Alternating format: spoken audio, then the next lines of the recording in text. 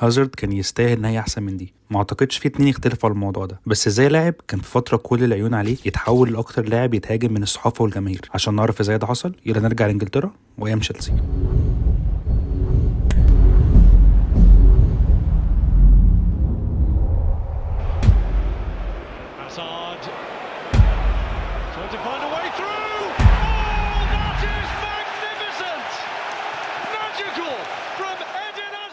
هازارد اتنقل من ليل الفرنسي الى تشيلسي في 2012 بعد ما قدم موسم عالمي خلى الانظار كلها عليه.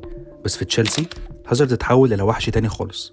في اول موسم قدر يحقق اليوروبا ليج، وبعدها موسم يكسب جايزه احسن لاعب شاب. ومش بس كده، ده في ال7 مواسم اللي قضاهم مع تشيلسي كان احسن لاعب في 4 منهم. ده غير كم البطولات اللي قدر يحققها في وقته هناك، لدرجه ان جماهير تشيلسي لحد دلوقتي بيعتبروه احسن جناح لاعب في تاريخ الدوري الانجليزي. طب ايه اللي حصل؟ في نفس الفتره اللي هازارد كان متالق فيها كان العكس بيحصل مع مدريد. رونالدو كان ساب الفريق بعد 9 مواسم، ومركز الجناح الشمال اللي كان ساعتها مسؤوليه كبيره قوي على فينيسيوس اللي كان ساعتها 18 سنه، بالذات انه كان مطلوب منه يعوض مكان احسن لاعب في العالم للموسم اللي قبله. فبعد ما زيدان جه في 2019 شاف ان هازارد هو القطعه المفقوده في الفريق، لعيب مهاري سريع واثبت نفسه في اقوى دوري في العالم. وبالفعل في شهر 7 2019 هازارد يوقع عقد مع ريال مدريد ب 120 مليون يورو، الصفقه اللي لحد دلوقتي اغلى صفقه في تاريخ النادي. بس في وسط فرحه الجمهور والنادي في عيب كبير جدا هازارد كان جاي بيه ومحدش كان عامل حسابه انه هيبقى مؤثر كده: الاصابات. من موسم 2014 هازارد كان اكتر لاعب واخد فاولات، وكميه الخبط والتكسير دي خلت هازارد رايح مدريد جسمه معرض جدا للاصابات. ده غير الكسر اللي حصل له في كاحل الرجل اليمين اللي خلاه يعمل عمليه جراحيه فيه. بس رغم ده بدايه هازارد مع مدريد ما كانتش بشعه.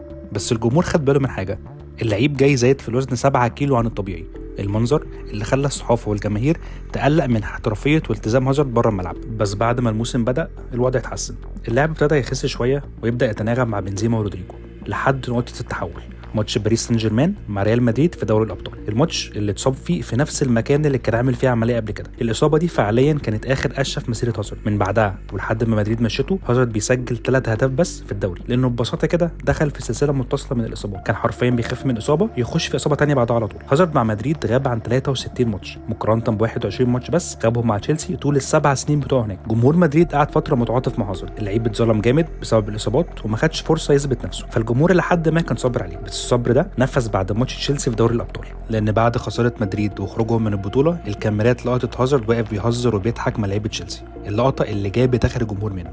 يعني اغلى لعيب في تاريخ الفريق ويعتبر ما بيلعبش، لا وكمان واقف بيهزر بعد خروج فريقه من البطوله. فوق كل ده بقى فينيسيوس كان ابتدى يتحسن والاعتماد عليه زاد.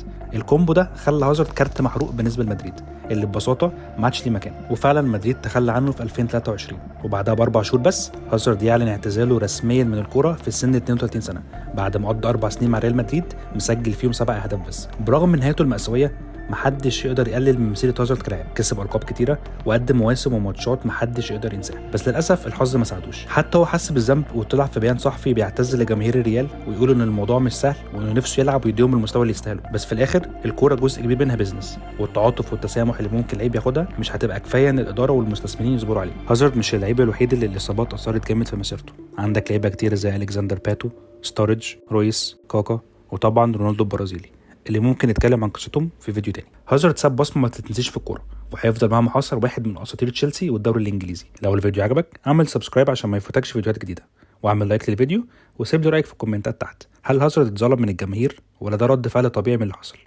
استناكم الاسبوع الجاي.